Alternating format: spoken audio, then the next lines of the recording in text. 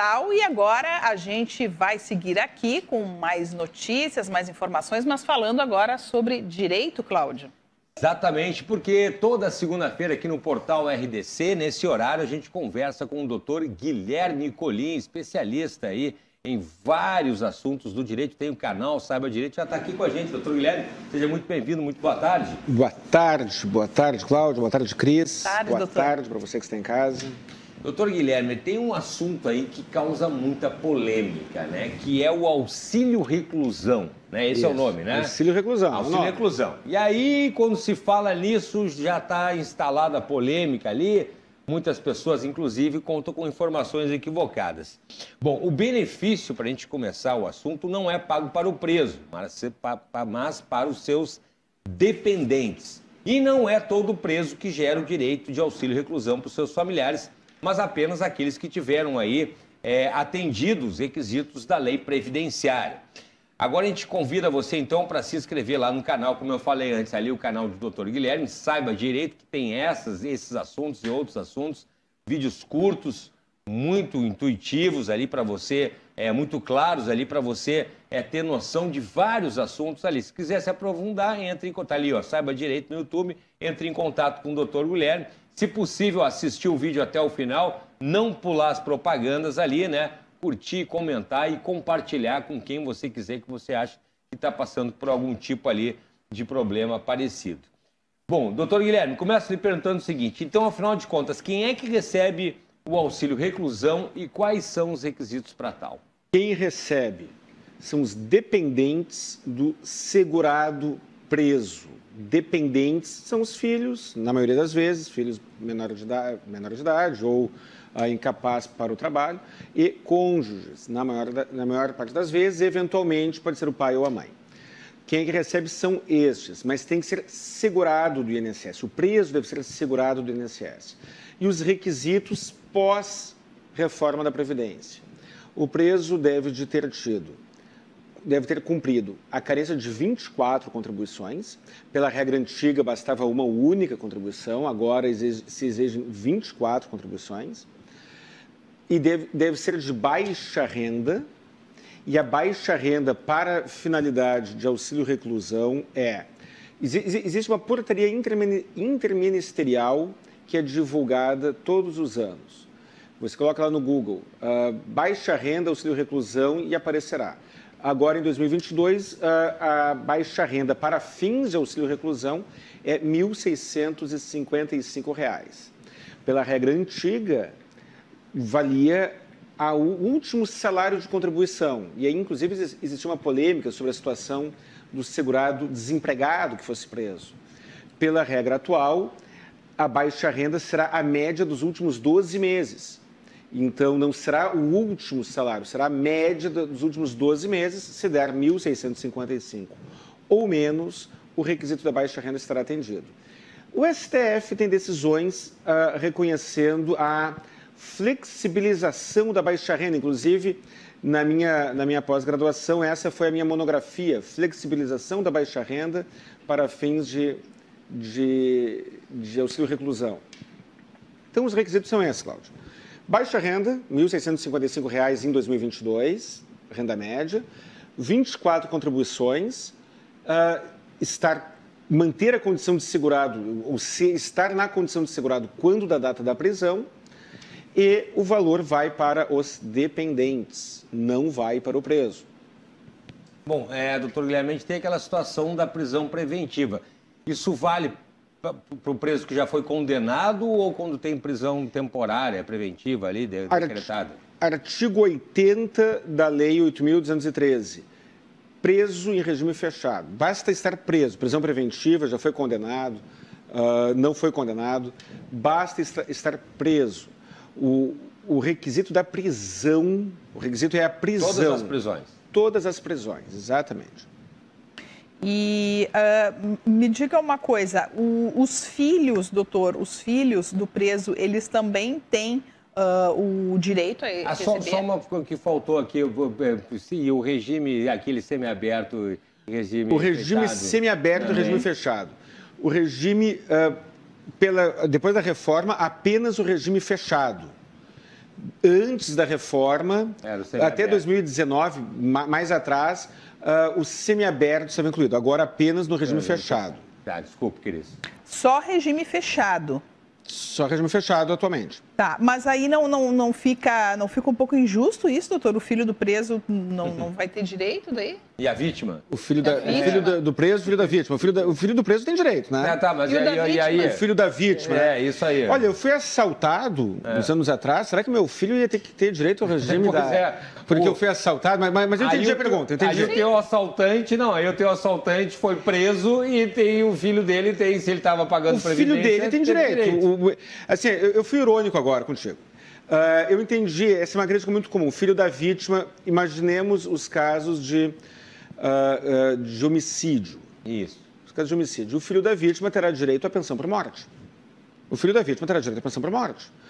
Eu fui assaltado alguns anos atrás, fui assaltado à mão armada, não fiquei incapacitado para o trabalho, não morri.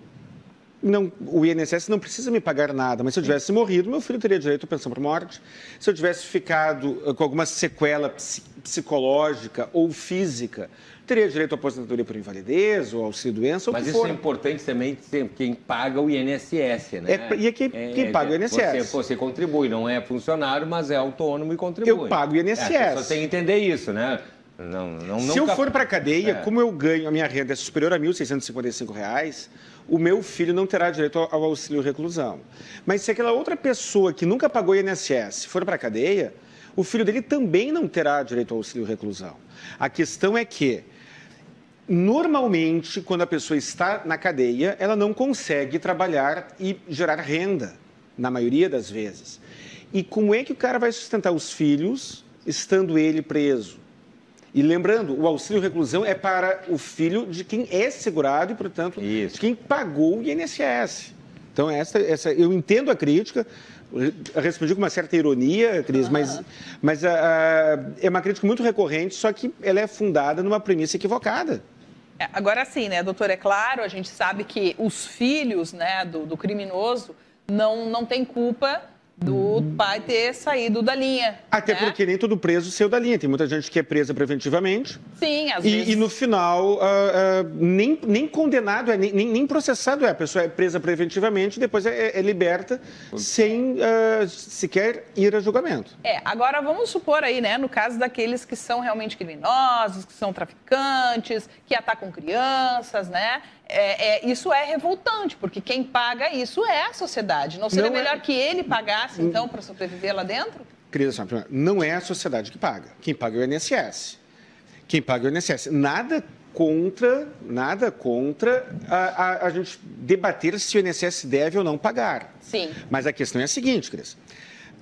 Aquela pessoa aquele servidor público, ele não paga INSS, ele paga regime próprio. Aquela pessoa que não paga INSS, ela não está cooperando para o custeio do INSS. Então, quem paga não é a sociedade, é o INSS. Então, os segurados do INSS é que pagam.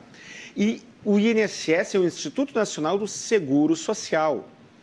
Os benefícios previdenciários são calculados. Tem o salário maternidade, auxílio-doença, aposentadoria por invalidez e assim vai. Isso está precificado. Quando eu pago o INSS, eu pago como se fosse um seguro, para ter uma série de coberturas de acordo com cada caso. Então, o cara que foi preso e está gerando auxílio reclusão para o seu filho, ele pagou para ter este seguro, que nem eu pago o seguro do meu carro. Entendi.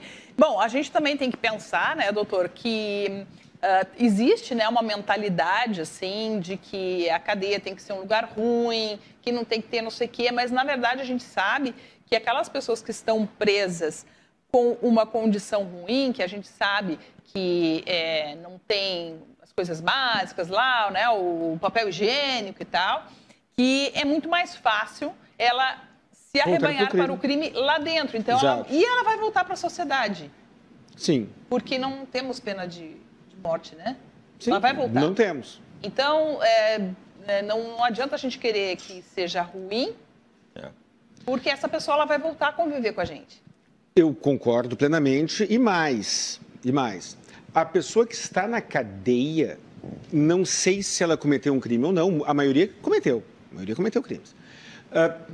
ela vai pagar, se o pagamento da conta dela é exagerado ou não, eu não sei, posso achar que sim, posso achar que não, posso pensar qualquer coisa.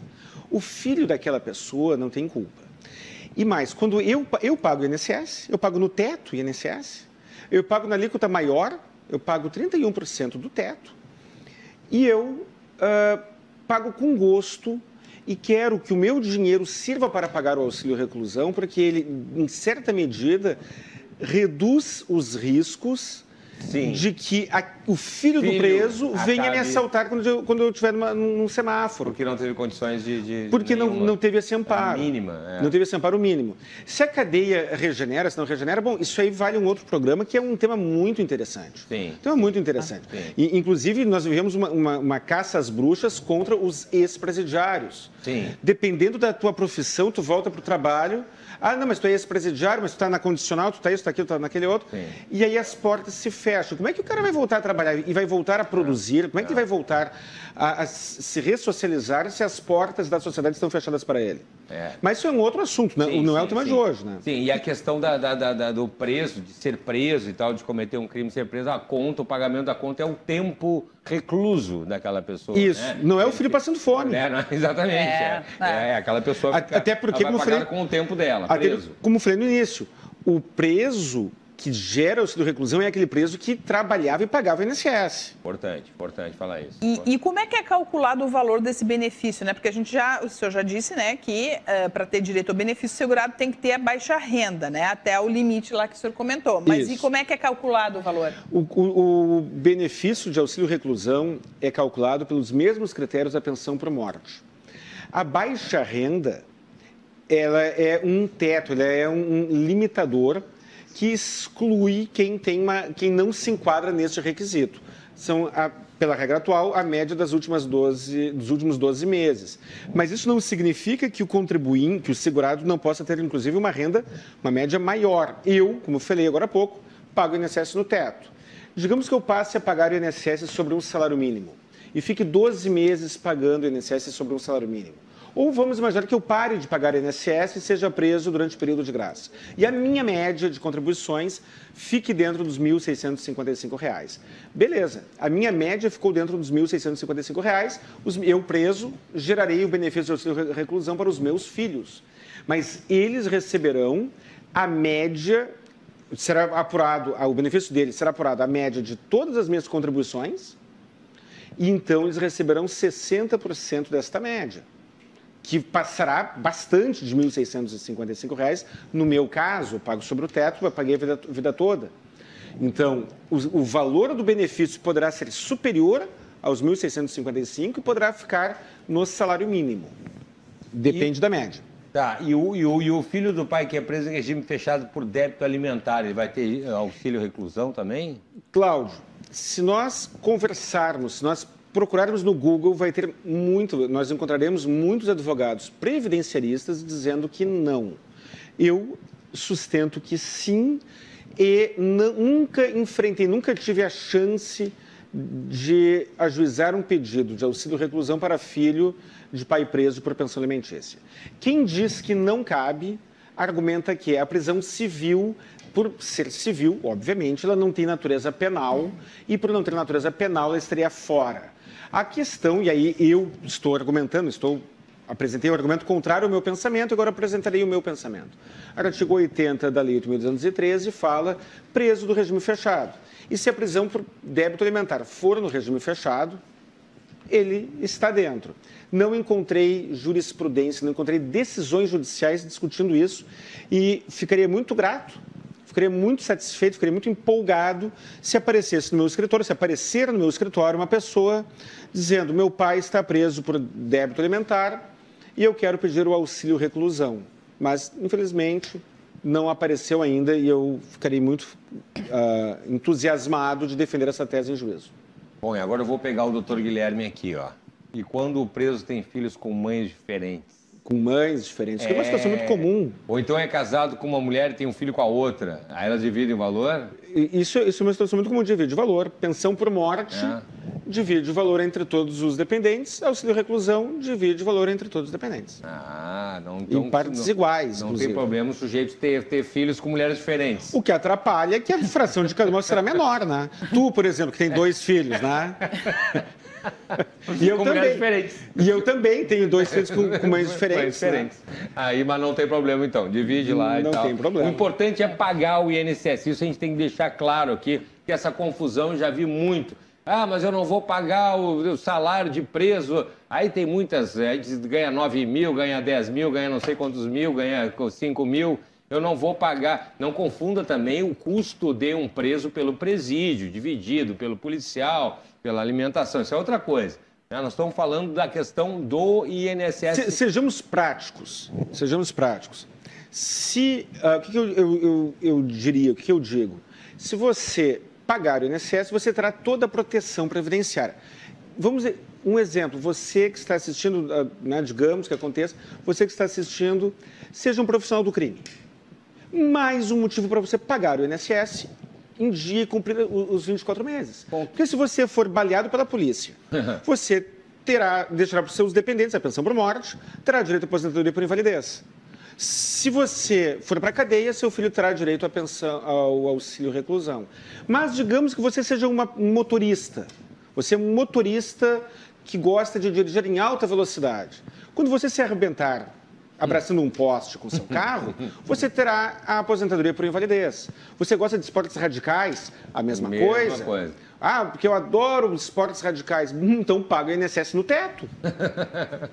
Ponto. Simples assim. Pague o INSS sempre. Mas não tenho dinheiro para pagar. MEI, 5% do salário mínimo. 5% do salário mínimo. R$50? R$60 por mês. R$60 por mês. Isso aí. Tá aí, ó. Doutor Guilherme Colim sempre trazendo soluções dentro da lei, mas por que eu não pensei nisso antes? Mas o doutor Guilherme pensou.